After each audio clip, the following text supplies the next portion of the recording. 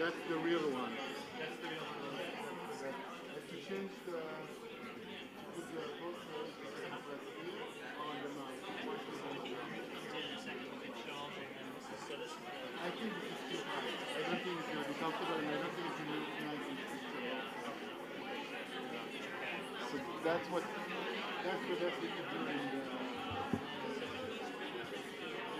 here. I don't know if do it now if you want to see it. Yeah. Or just a few. Yeah.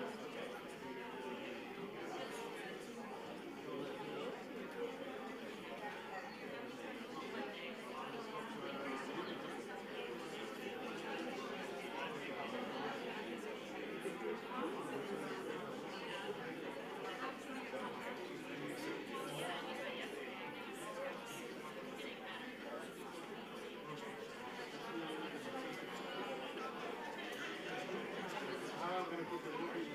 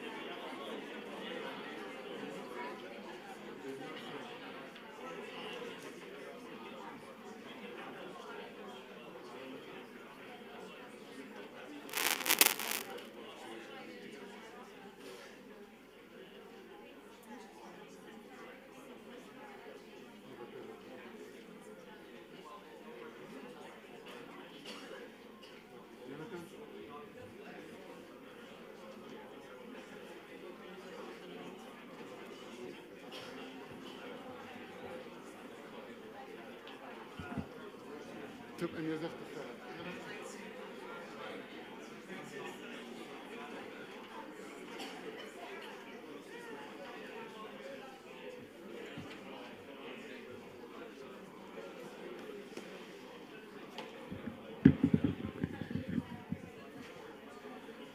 Okay, ladies and gentlemen, see we have a full house. Been here for 4 full days and we have a full house. We are now in the twilight of the conference, and we're at the bottom of the ninth in this conference. Bases loaded, and I'm going to be inviting His Excellency Nathan Sales, Ambassador at Large and Coordinator for the Counterterrorism United States Department of State, Counterterrorism Bureau of the United States. I'll be introducing him. He's the cleanup batter of this conference. Ambassador Nathan Sales was sworn in on August 10th, 2017, as the Coordinator for Counterterrorism with the rank and status of Ambassador at Large. Ambassador Sales leads the State Department's Counterterrorism Bureau and serves as a principal advisor to the Secretary of State on international counterterrorism matters. Before joining the State Department, Ambassador Sales was a tenured law professor, teaching and writing in the fields of counterterrorism law, national security law, constitutional law, and administrative law. His scholarship has been cited by the United States Supreme Court multiple times. Ambassador Sales previously was Deputy Assistant Secretary for Policy at the Department of Homeland Security and also served at the Office of Legal Policy at the Department of Justice. He received the Attorney General's Award for Exceptional Service, the Justice Department's highest honor for his role in drafting the USA Patriot Act, as well as Attorney General's Distinguished Service Award. I can't think of anyone better to wind up this conference. The floor is yours.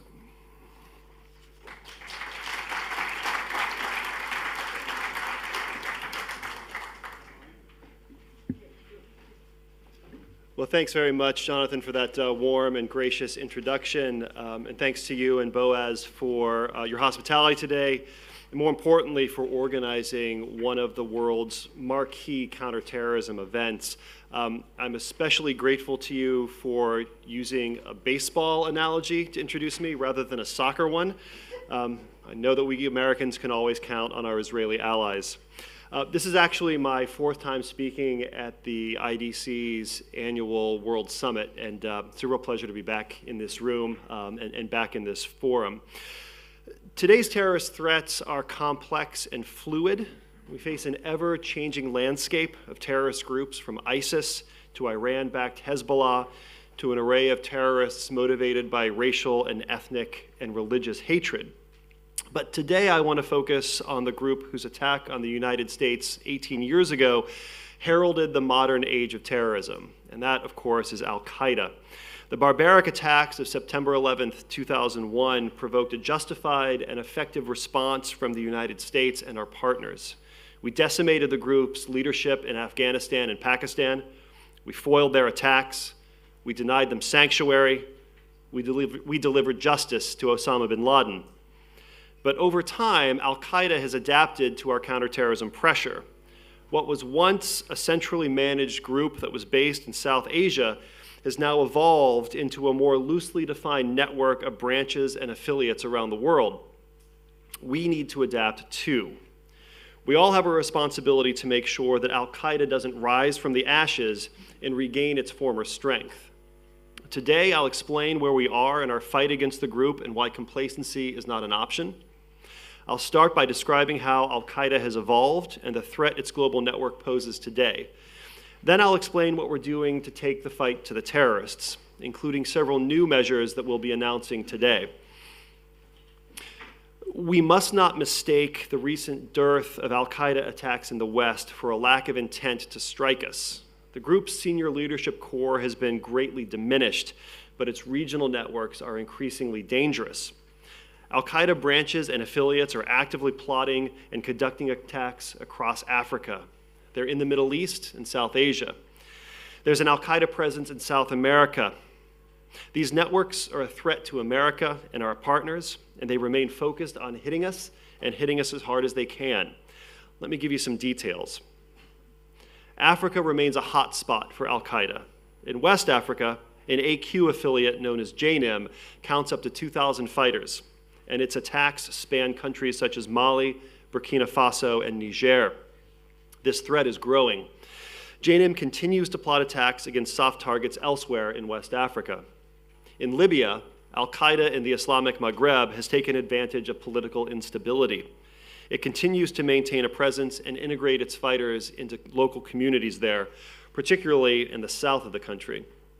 AQIM has even conducted attacks as far away as Cote d'Ivoire. We're seeing a similar picture in East Africa.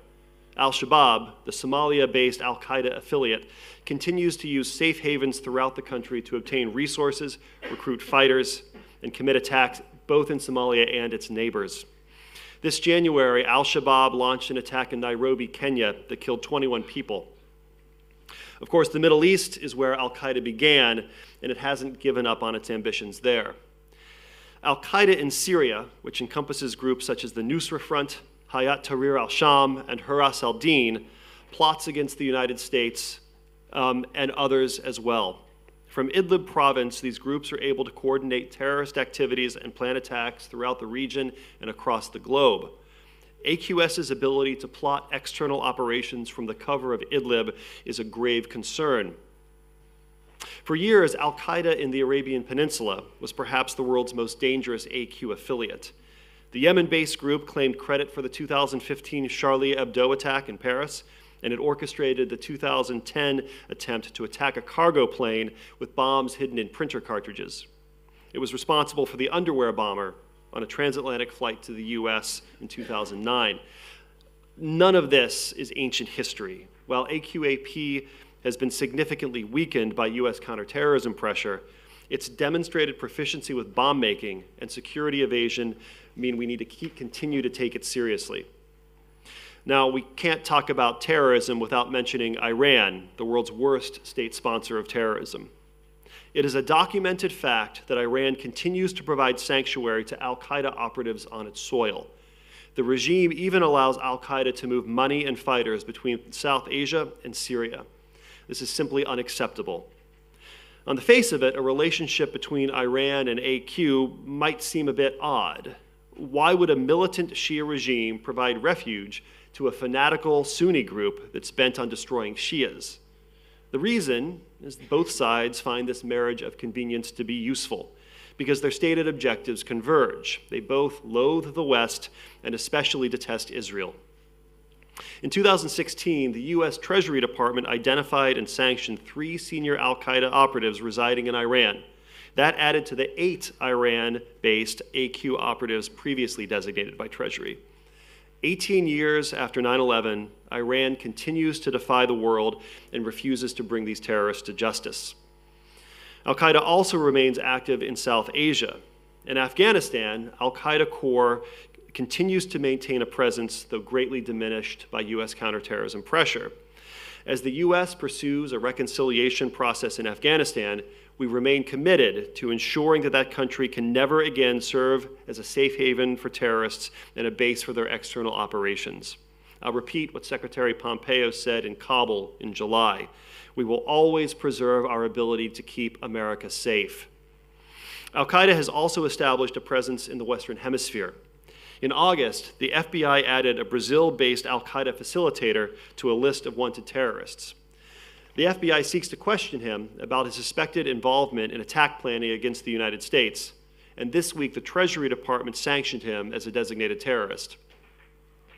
Here's what we're doing to counter these threats around the world. The Trump administration is committed to ensuring that Al-Qaeda can never again conduct another 9/11-style attack on our homeland. At the same time, we're working hard to degrade the group's ability to threaten our overseas interests or those of our partners and allies. Our goal is to destroy Al-Qaeda's global networks, just as we have decimated its core leadership in South Asia. Our strategy uses all instruments of national power, both military and civilian, and we're pursuing 5 key lines of effort. First, our military continues to use kinetic action to find and destroy Al-Qaeda, targeting both its leadership and its operational capabilities. Second, we're taking Al-Qaeda figures off the battlefield by prosecuting them for crimes they've committed.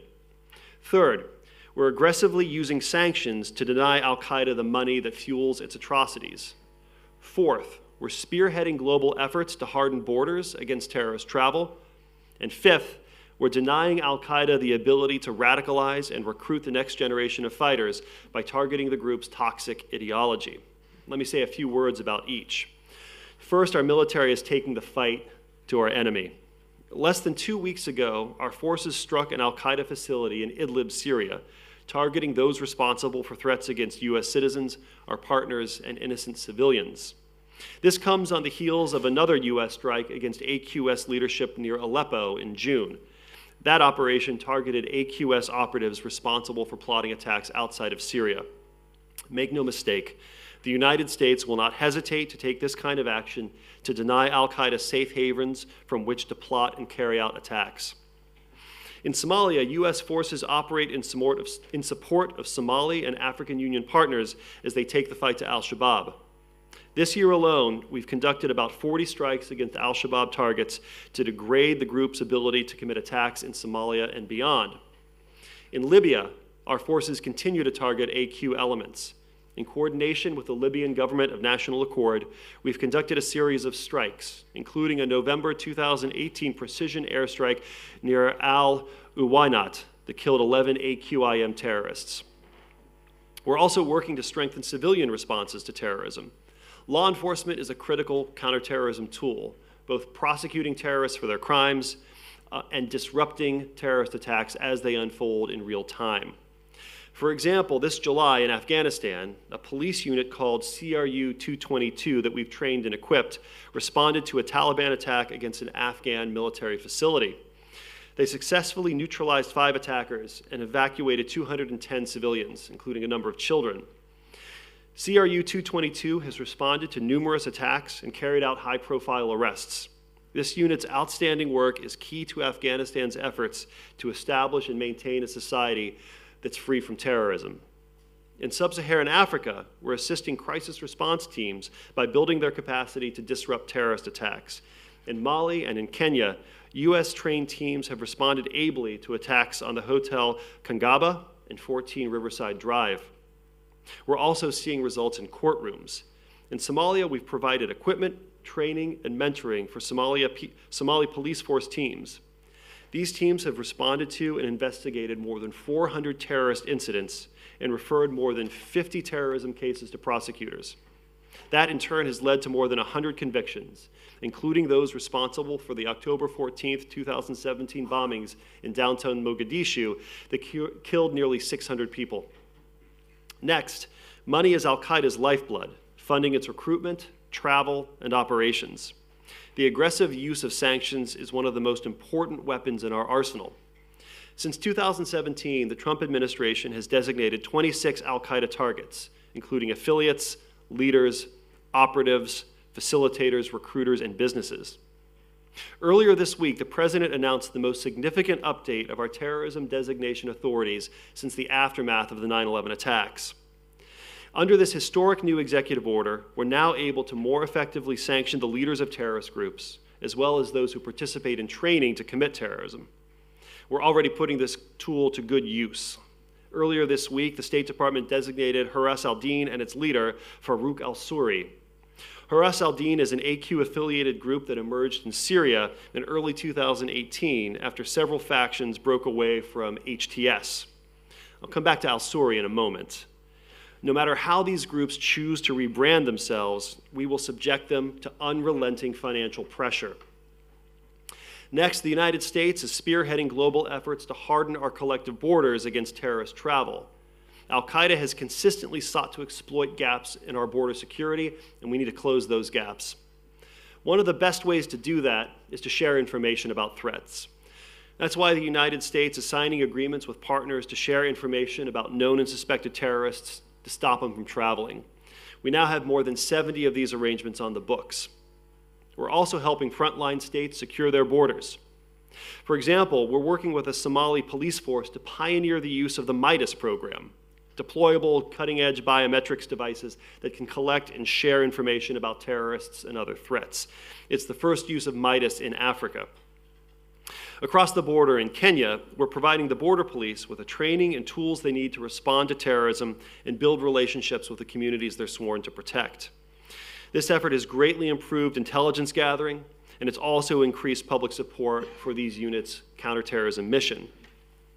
Finally, we're denying Al-Qaeda the ability to radicalize and recruit the next generation of fighters through a messaging strategy that counters its toxic ideology. Together with the UAE, the United States supports the Abu Dhabi-based Sawab Center, which provides an online counter to Al-Qaeda propaganda. An effective Sawab campaign has highlighted the teachings of the Quran on mercy, tolerance, and coexistence. It serves as an important antidote to Al-Qaeda's ideology of violence and hatred. I said a moment ago that the United States will continue to subject Al-Qaeda networks to relentless financial pressure. That brings me to today's announcement. One of the State Department's key counterterrorism tools is our Rewards for Justice program. RFJ has paid out over $150 million over the years to more than 100 people who provided the U.S. government with credible information that has helped bring terrorists to justice. In 2018, we offered a $5 million award for Khalid al-Batafari, a senior member of AQAP. That same year, we doubled the RFJ bounty, up to $10 million, on senior al-Qaeda leader Saif al-Adil. Today, I'm announcing that the United States is offering a reward of up to $5 million each for information leading to the identification or location of 3 senior Haras al-Din leaders. Their names are Farouk al-Suri, Abu Abdal Karim al-Masri, and Sami al-Uraidi. Farouk al-Suri is the leader of Haras al-Din and a former Nusra Front military commander in Syria. Abu Abdal Karim al-Masri is an AQ veteran who served as a mediator between Al-Qaeda in Syria and the Nusra Front. Sami al-Uraidi is a senior Sharia official for Al-Qaeda in Syria. He previously was involved in terrorist plots against the United States and Israel. We urge anyone with information on these individuals to contact the Rewards for Justice program via our website, rewardsforjustice.net. All information submitted will be kept strictly confidential. Destroying Al-Qaeda's global networks is a top priority for the United States and must be for our allies as well. None of us, not even the United States, can defeat this dangerous enemy alone. We will only succeed if we work together and work quickly to address this threat. Al-Qaeda is a global menace, and it requires a global response. So today, as we commemorate the 18th anniversary of 9/11, the United States calls on our partners to prioritize the fight against Al-Qaeda and use every tool at their disposal to deny the group and its leaders sanctuary any place in the world. We're always grateful to see our partners step up, and I'd particularly like to commend our close ally, Poland.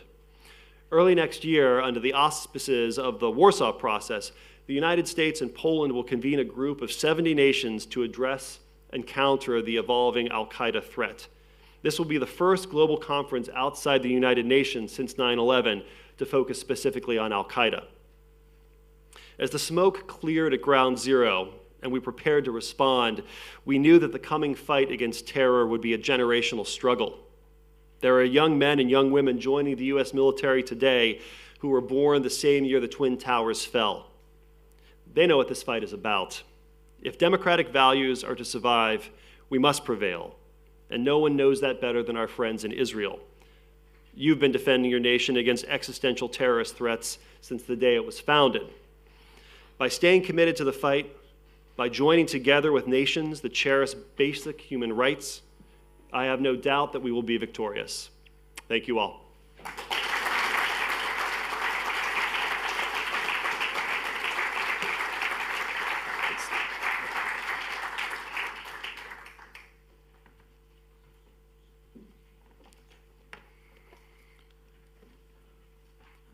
Thank you, Ambassador Sales, for a very dynamic overview where at least there's a half a cup that's full with regards to the neutralizing of the actual terrorists, the sanctions, and I hope those rewards are income tax free.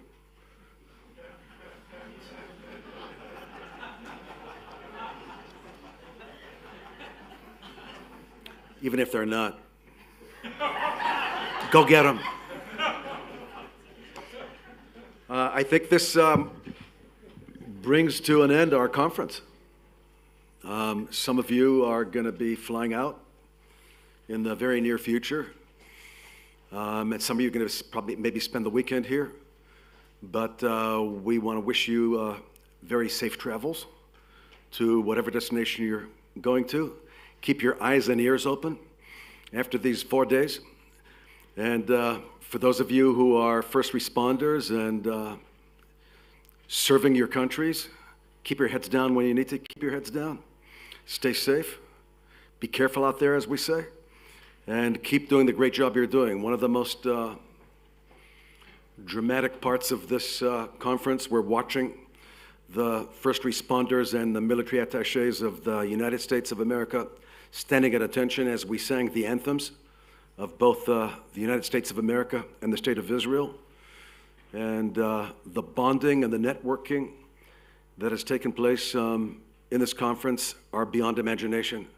I was speaking to Professor Bozganor about this over lunch, and what happened inside the lectures and the workshops and outside the workshops and the lectures and the various individuals who exchanged cards.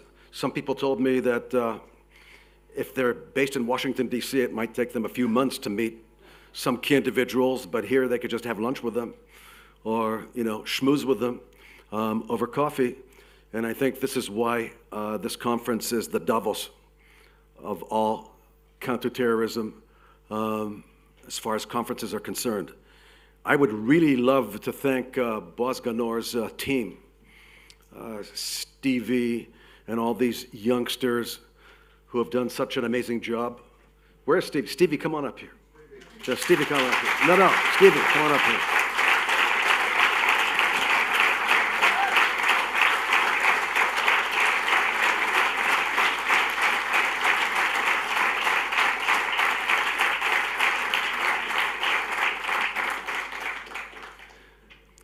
Boz and I were very proud of Stevie because we've watched him get his BA at IDC Herzliya, his MA at IDC Herzliya. We watched him come to Israel from Antwerp at a very young age and study at our university and be the right-hand person of Boz Ganor. And his patience and his goal orientation and the way he functions, Stevie, your wife is lucky to have you.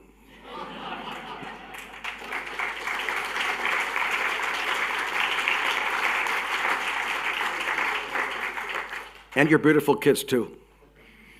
And I'm not going to mention the names of all of the people on the team here because it's impossible to do, but each and every one of the team that's administrationally been working here and helping this conference succeed as it is, each member of the orchestra has played a really important role.